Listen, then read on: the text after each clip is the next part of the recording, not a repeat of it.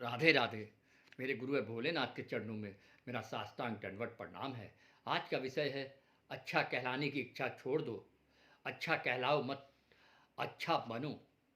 अगर मनुष्य अपनी चीज़ अर्थात भगवान को अपना मान ले, पराई चीज़ अर्थात शरीर संसार को अपना ना माने, तो बस एकदम मुक्त हो जाए, इसमें किंचित मात्र भी संदेह नहीं है। गीता में जहाँ गुणातीत महापुरुष के लक्षण लिखे हैं, वहाँ सम दुख सुख स्वस्थ लिखा है। जो अपने आप में अपनी जगह स्थित हो जाता है, वह सुख दुख में सम हो जाता है, मुक्त हो जाता है। यह जो दूसरे से आशा रखना है, यह महान कायरता है, बड़ी भारी निर्बलता है। यह कायरता निर्बलता अपनी बनाई हुई है, मूल में है नहीं। आप अपनी जगह बैठे, अपनी चीज को अपनी माने, पराई चीज को अपनी न माने, इसमें निर्बलता कठिनता क्या है?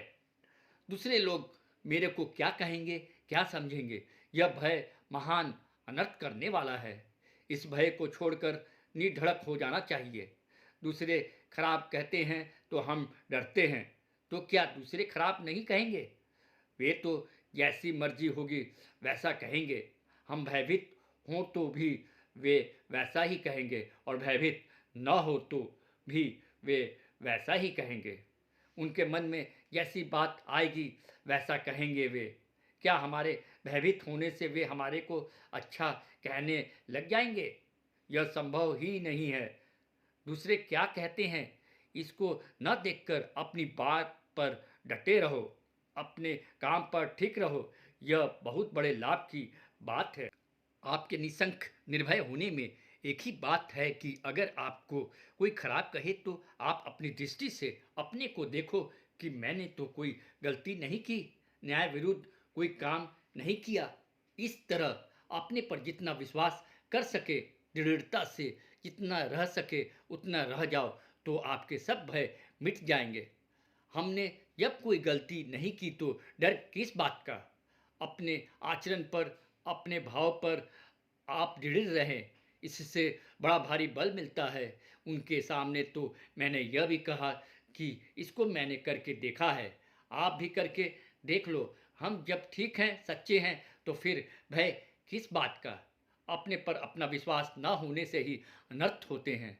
हम जब अपनी जगह बहुत ठीक हैं, हमारी नीयत ठीक है, कार्य ठीक है, विचार ठीक है, भाव ठीक है, तो फिर दूसरे से कभी किंचन मात्र भी आशा मत रखो, इच्छा मत करो कि दूसरा हमें अच्छा समझे। दूसरे के बुरा समझने से भय मत करो।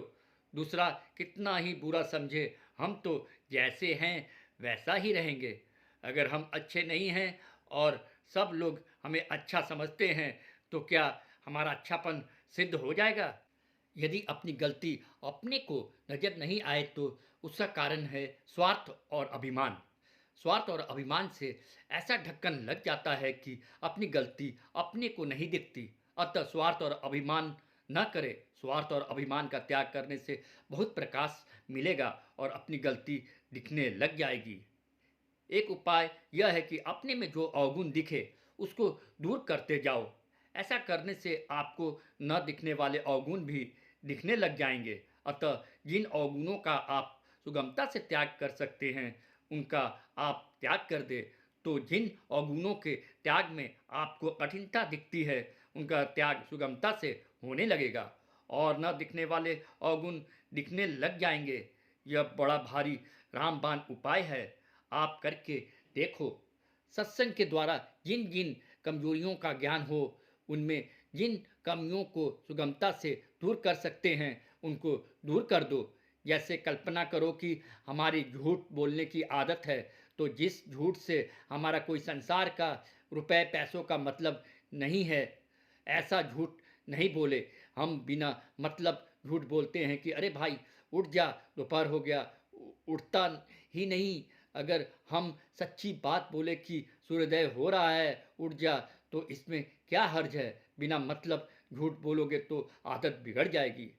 जो अवगुण साफ दिखता है, जिसको दूर करने में कोई परिश्रम नहीं, कोई हानि नहीं, उसको आप दूर कर दो, तो अवगुण साफ साफ दिखने लग जाएंगे। अगर अपना अवगुण न दिखे तो उसकी चिंता मत करो और अवगुण को अपने में कायम भी मत करो, क्योंकि स्वरूप में कोई अवगुण नहीं है। नियत यह होनी चाहिए कि अपना अवगुण, अपनी कमी हमें रखनी नहीं है। अगर आप अपने को ही नहीं सुधार सकते तो दूसरे को सुधार सकते हैं क्या? सच्ची बात तो यह है कि अपना सुधार कर लेने पर भी दूसरे का सुधार कोई नहीं कर सकता।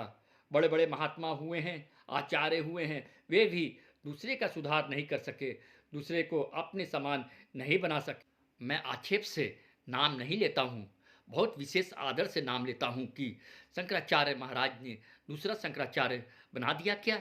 रामानुजाचार्य महाराज ने दूसरा रामानुजाचार्य बना दिया क्या? वल्लभाचार्य महाराज ने दूसरा वल्लभाचार्य बना दिया क्या? अगर शिष्य चाहे तो गुरु से तेज हो सकता है, पर गुरु उसको वैसा नहीं बना सकता। इस बात पर आप विचार करें। अपने को श्रेष्ठ बनाना तो हाथ की बात है, पर दूसरे को श्रेष्ठ बनाना हाथ की बात नहीं है। जितने भी श्रेष्ठ गुरु हुए हैं उनका उद्योग यही रहा है कि शिष्य हमारे से भी अच्छा बने। वे शिष्य को अपने से नीचा नहीं रखना चाहते। जो शिष्य को अपना मातहत, अपने अधीन रखना चाहते हैं, वे वास्तव में गुरु कहलाने लायक नहीं हैं। गुरु तो गुरु ही बनाता है, चेला नहीं बनाता। मनुष्य से सब जगह अपनी विजय चाहे, पर पुत्र से अपनी पराजय चाहे। ईमानदार पिता को यह इच्छा रखनी चाहिए कि मेरा पुत्र मेरे से तेज हो जाए। ऐसे ही ईमानदार गुरु को यह इच्छा रखनी चाहिए कि मेरा शिष्य मेरे से तेज हो जाए। परंतु ऐसी इच्छा रखने से वह तेज नहीं हो जाता। हाँ, अगर वह पुत्र या शिष्य खुद चाहे तो वैसा हो सकता है, एकदम पक्की बात है। अच्छे गुरु, अच्छे माँ बाप चाहते हैं कि हमारा शिष्य, हमारा पुत्र हमारे से भी तेज हो, पर वे बना नहीं सकते। शिष्य या पुत्र अगर चाहे तो उनसे तेज बन सकता है, इसमें बिल्कुल संदेह नहीं है। अर्थात अपने आप से अपना उद्धार करना चाहिए, अपने आप से अपना पतन नहीं करना चाहिए। आप ही अपना बंधु है और आप ही अपना शत्रु है। अतः आप अपनी जगह ठीक हो जाओ तो आप श्रेष्ठ बन जाओगे, इसमें संदेह नहीं है। लोग मेरे को अच्छा कहें यह आशा मत रखो, कोई मेरे को बुरा ना कह दे, यह भय बहुत ही पतन करने वाला है। यह भय करोगे तो कभी ऊंचा नहीं उठ सकोगे। जो दूसरों के सर्टिफिकेट पर निर्णय करता है वह ऊंचा कैसे उठेगा? दूसरे सबके सब श्रेष्ठ कह दे, यह हाथ की बात नहीं है। जो अवगुण आप में नहीं है वो अवगुण लोग आप में बताएंगे। लोग तो न कहने लायक बात भी कहेंगे। वे मन में जानते हैं कि यह ऐसा नहीं है, फिर भी आपको चिढ़ाने के लिए, दुखी करने के लिए वैसी बात कहेंगे।